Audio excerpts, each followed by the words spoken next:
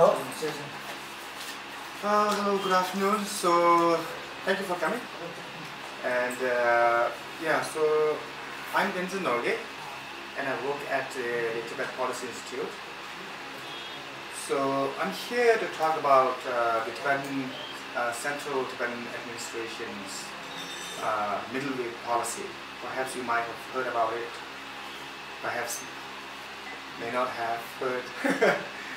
Okay, so it's in a way like the middle-way policy of the Central Tibetan Administration is a policy that has been formulated by His Holiness way back in the 70s to resolve the conflict between the Tibetans and the Chinese. So I will just give a brief overview of how this concept evolved and basically what it is trying to achieve and what is the current status about it. So as we know, like Tibet and China, it's like this huge landmass sits right next to each other. Yeah, the geographical landmass is like huge, and for centuries there has been obviously been interactions between the two. Exchanges, cultural exchanges, trade, and all those things happening for thousands of years. So I think that is one thing that sometimes people tend to forget. That sometimes we hear a lot about the current problems and tend to forget what has happened in the past also. But if you look, just keep away the politics away, just looking at the physical geography, it is like sitting right next to each other, no boundaries. This is what the globe looks like, unlike without artificial boundaries. So perhaps so this is like the Tibetan plateau and the mainland China part. And of course, throughout the centuries, the histories, there have been Tibetan's rulers, and if we trace back the Tibetan history, this is what the rulers in Tibet have been like, beginning from 127 BC onwards. So this is just to give you a glimpse of the rulers that have been in Tibet throughout the history. And then of course we have in the China also the Chinese rulers or the Chinese dynasties, beginning from way back from 221 BC, and it goes on from the Qing to the Han to the Sui, Tang, Song, Yuan, Ming, Qing, and Republic in China, and then of course the People's Republic of China. So this is what you just have a look at the rulers that have ruled Tibet and China, what it looks like. Then of course, now if we look at what the traditional Tibet is, the traditional Tibet as perhaps now because you have been here in Norgyal and also in this photo gallery also you might have noticed about a lot of people talk about Yuzang, Kam and Ando. Yeah. So what Tibetans mean by Yuzang is this part. And then what Tibetans mean by Kam is this dark gray part, and then this is what is meant by Ando, the traditional Tibet, a bit lighter gray. Sorry, I don't have a color photo over here, but out of the shades you might be able to distinguish the three different parts that the Tibetans talk about as traditional Tibet. So this is the extent of the three provinces of traditional Tibet. And of course, we have the present day Tibet, which is this one. like in contrast, see, like, so again, in the present day Tibet, it is like, unlike the Tibetan, the traditional cultural Tibetan notion of 3 provinces, now this is the current administrative divisions, which is like, this is like what is known as, today known as the Tibet Autonomous Region, the whole yellow part. And then this is what is known as Qinghai province, and the green part would be part of the Sichuan province, and the bluish part of the Gansu province, and the orange at the bottom here, the tiny bit belongs to like the Yunnan province. So it's in a way like that the whole plateau is under like 5 administrative divisions. Yeah, 1, 2, 3, 4, and 5. So, just to put this in a larger context of China, this is, like now what is today's People's Republic of China, and of course the green part and the bluish part that I showed before over here, and of course the pink part, it would run something like this, something like this. It's like, yeah, so it's like, in a way, this is how the current administrative divisions are.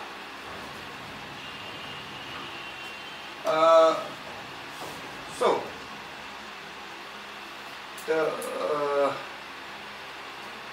now see, in the history, this is what has happened, like, this is like the whole, the Tibetan people that inhabit this plateau, what we know as the Tibetan plateau, right? This whole plateau.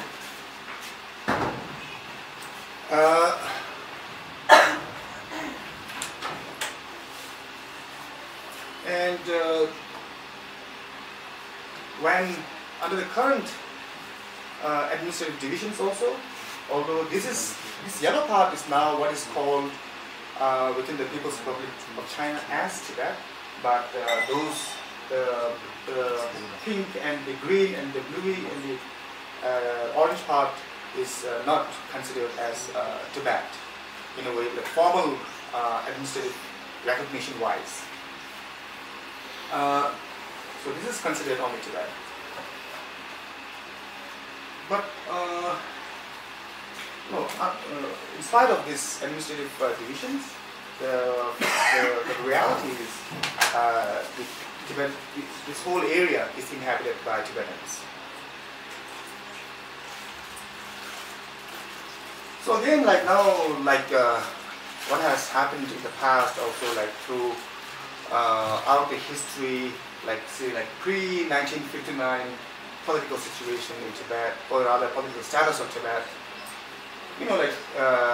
Tibet has some treaty-making powers, which were as evident in the treaties of Tibet in the old days. Like examples, the treaty between Tibet and Nepal in 1856, convention between Great Britain and Tibet in 1904, treaty of friendship and alliance between government of Mongolia and Tibet and 1913, and a similar convention in 1914, etc., etc. So they are, it can go a long way back. Say like just to give you another chart of a glance of some of the treaties that have been signed in the past. So you can start right from 821, Sino-Tibet Treaty, and of course then there is like the Ladakh Treaty and the Nepalese Treaty, which predates the 1890 treaty, and I've in a way focused on this, the modern day part, because I don't really want to talk a lot about really old things, but just to give you a glance of the treaty making powers in the past. And of course, the Dalai institution has become the political and the religious leadership of Tibet since 1642. That is like since the 17th century. Before that, of course, there were like the kings and all those things, different rulers. But the Dalai Lamas became like they started to hold both the religious and the political powers since the 1642 onwards. And of course, like now again, there's a lot of debate about the status of Tibet, like whether it's an independent country in the past or not.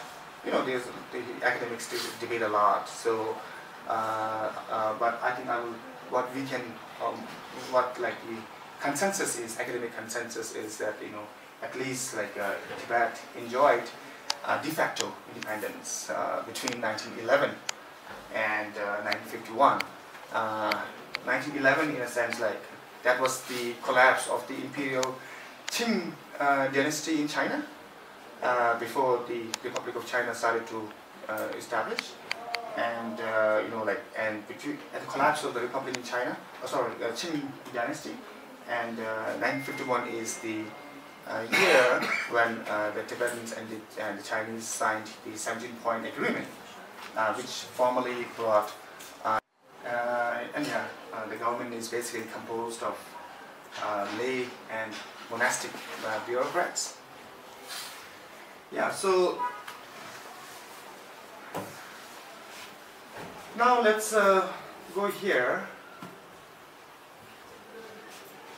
So this is like in the present day context. And now if we go into thousands of years back, we can talk and talk and talk and debate and never come to some sort of conclusion. Of course, those are important, but we try to focus more on the contemporary history in a sense. Contemporary history in a sense, like say in about last 100 years. Now, if you go back to the last 100 years, like say like the convention between Great Britain, China, and Tibet in Simla.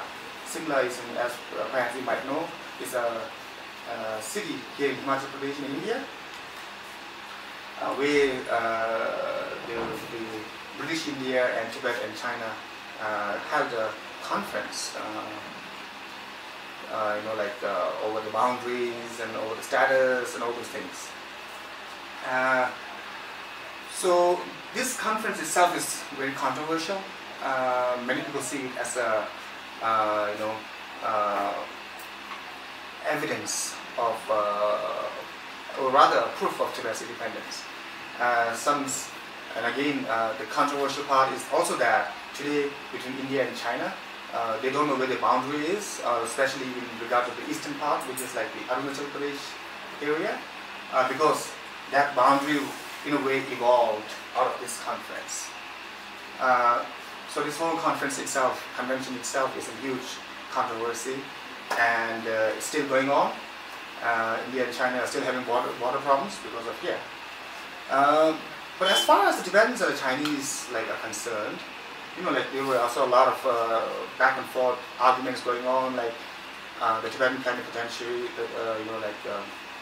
that was mentioned Shatra, with his counterpart, the Chinese plenipotentiary Ivan Chen, or Chen Yifan as he is formally called. There were lots of arguments about Tibet and China and who is under whom and all those things. Basically, the British were trying to be the mediator, so part of the problem today is problem between India and China is that there was never any sort of agreement that could be reached upon in that conference. So on the part of the Tibetans, in a way, the Tibetan plenipotentiary at that time, in consultation with the 13th Dalai Lama, tried to make peace. In a way, they wanted to preserve the Tibetan political status, political security in that sense, and to have a formal agreement. The Chinese were not willing to sign that agreement because they thought it's in a way it's Tibet is slipping away. That's what the suspicion was at the time. So the notes were exchanged, trying to convince each other, persuade each other, and this is what the notes look like, and there were 7 points in the note, and the first point itself said it is understood by the high contracting parties that Tibet forms part of Chinese territory. So this is like what the position was then 100 years ago. Nevertheless, this conference was not successful. And then of course there were fightings going on between the Tibetans and the Chinese also. And of course, as I showed you before, the Qing dynasty also collapsed in China, and there was a lot of chaos basically. And and of course the British withdrew from India in 1947 formally. That was the establishment of the India's independence. So in a way there was nothing formal that took place, and there were like bloody fights going on throughout. And then of course 59, after the 1951 agreement, the semi-permanent agreement between Tibetans and the Chinese, again did not really succeed. The His Holiness had to escape from Tibet in 1959, 8 years after the agreement. And then there was of course again total no kind of a talk going on between the Tibetans and the Chinese. Then in 1974, His Holiness proposed now what we call today as the middle way policy. So the middle way policy, in a way, like to say in very simple terms, it is like to say we are not seeking independence from China, and but we are also not very happy under the current policies and under the current situation on the ground. This is the crux of what the policy is trying to say. And so again, if you look at the how it evolved, so again in 1979, the then paramount leader of China, Deng Xiaoping, made this statement that apart from independence, all other issues can be discussed. So that was one huge clue that the Tibetan envoys at the time got from Deng Xiaoping, and it was on this basis that dialogues started to take place between the Tibetans and the Chinese. And then of course there were like basically two phases, and the first phase is from 1979 to 1993, which is like some 4 fact-finding delegations visited Tibet from India, the Tibetans living in India. And then another round of dialogue took place between the envoys of His Holiness and the Chinese government from 2002 to 2010. And since 2010, there is no further contact. And so within this phase 2 dialogue, the Tibetans, because the Chinese central government authorities asked for specific demands and what the demands and the aspirations are. So this is what was produced formally, the Memorandum of General Autonomy, which was what the exiled Tibetan administration offered to resolve the Sino-Tibetan conflict. So so today we know that both sides' positions, what the Chinese position is, and the Chinese also know what the Tibetan position is also. But unfortunately, the central government of PRC rejected the Memorandum of General Autonomy, and so that was like the rejection was very clear. At the end of 2010, they made it quite clear in a press conference.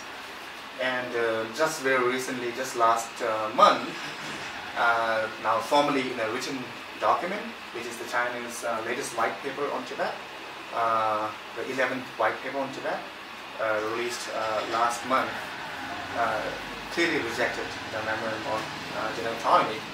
And sort of like it's below the screen, but the white paper called the middle way policy. That paper under the title, the intent of the middle way is to split China. This is what the title was within the white paper, rejecting the middle way policy. So again, from our side, what we consider the key components of this approach is that we are respecting the sovereignty and the territorial integrity of the People's Republic of China. We are not asking for independence, and we are definitely respecting the territorial integrity. We're not carving out any new territories or such. And of course, non-violent struggle is the essence of the middle way approach to resolve the Sino-Tibetan conflict. And we see, in the current scenario, what we saw was within the legal framework there is a solution for the conflict to be resolved.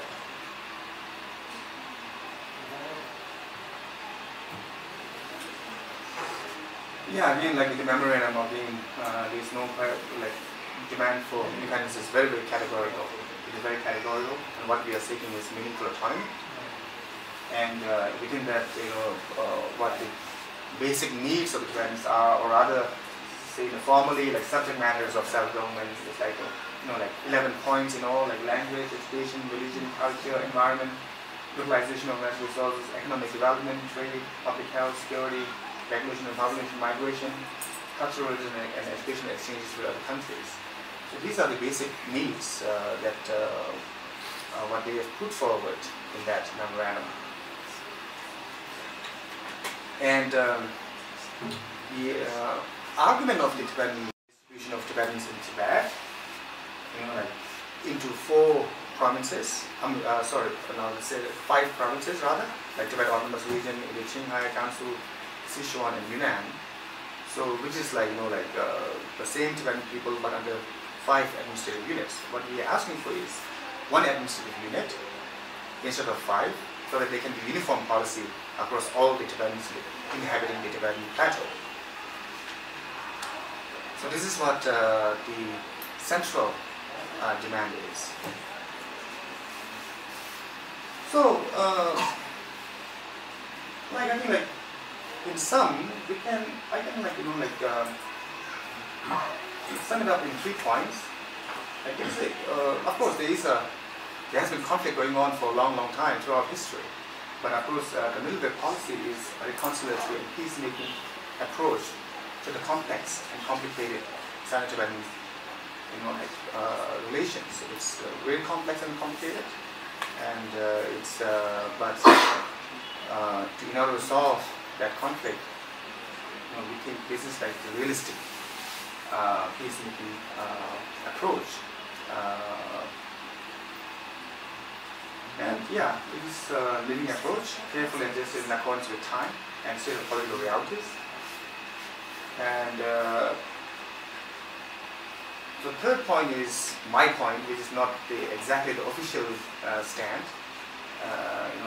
This is I see the 1913-14 similar convention 100 years ago as the genesis of the modern,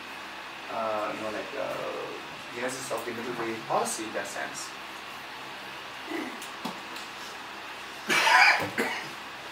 Yeah, so I think I will wrap it up here, and we can have some discussions. And if you need further information about the middle way approach, please follow this link.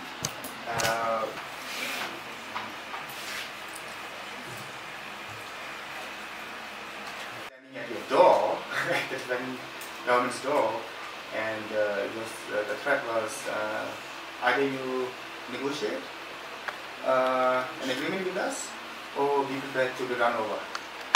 And soldiers right at your door. So yeah, that was the background. Then of course there were lots of promises that were made also.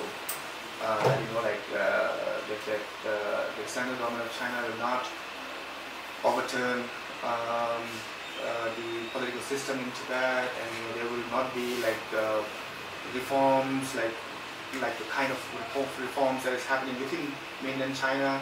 So there were lots of promises that were given to the then Tibetan government, and so under these kind of assurances, promises, and of course with 40,000, that agreement did not succeed because the promises were not kept. And of course, for 8 years, His Holiness tried to work out things, but it didn't really work out. So there was no option but to escape from Tibet. So that's when he first escaped Tibet in 1959, 8 years after the 7-point agreement.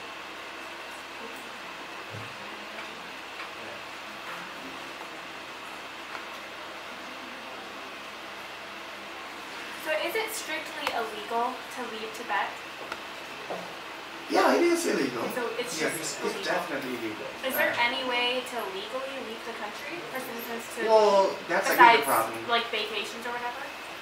Legally, of course, like there are provisions. Say like you can go out to other countries with your passport, get visa, and all those procedures that you have followed from your country to get over here. But again, the problem here is there are restrictions on Tibetans living out of Tibet. And especially if they happen to travel to India, then there are of course a lot of restrictions. So yeah, so it's in a way like say it's a very discriminatory in that sense. First of all, there is like restriction on itself, like Tibetans living out of Tibet. Secondly, if they want to go to India, again there is a lot of problem now because of course the Southerners is here. So there is all the more suspicion. So that is like where the problems are. Then of course, thirdly, in order to get your passports and your,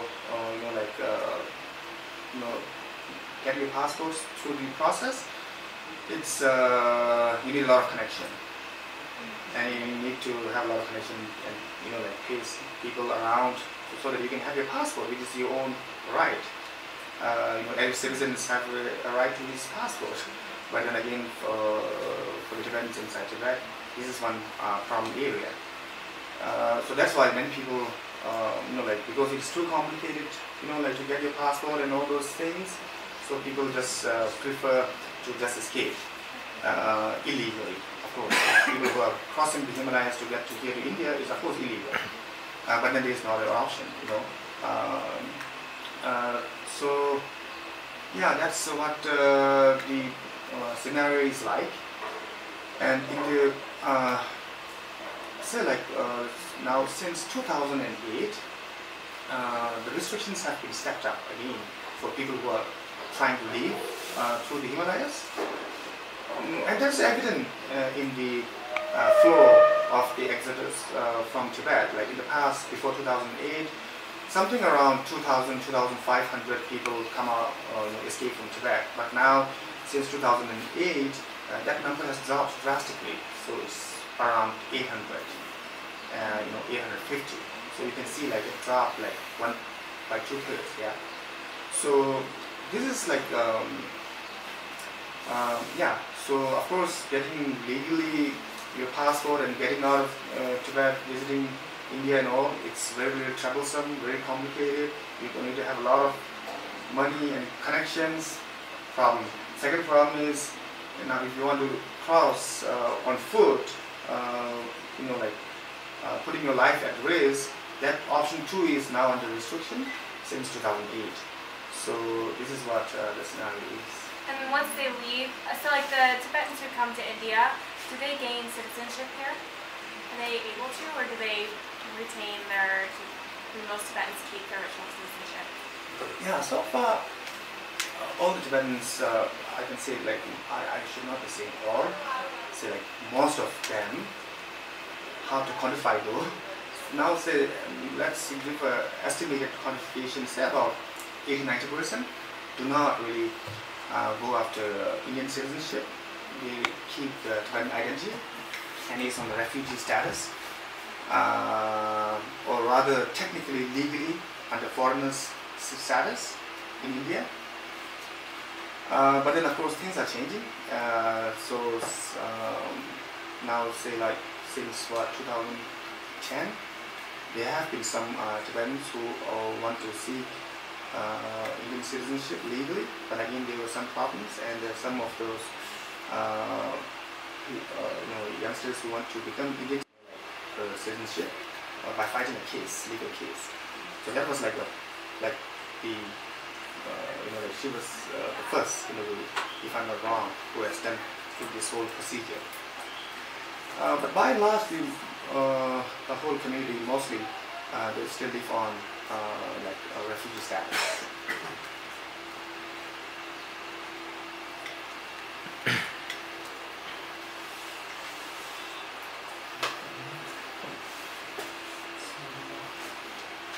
You said that since 2008, restrictions have been increased on people who want to leave Tibet, so only 800 have left?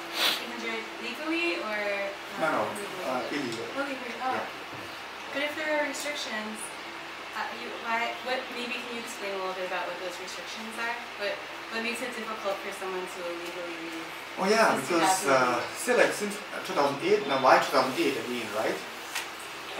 Perhaps you might have seen in the photo gallery here, 2008 was again one huge event that took place in Tibet, which was Tibetans protested massively against the government throughout Tibet.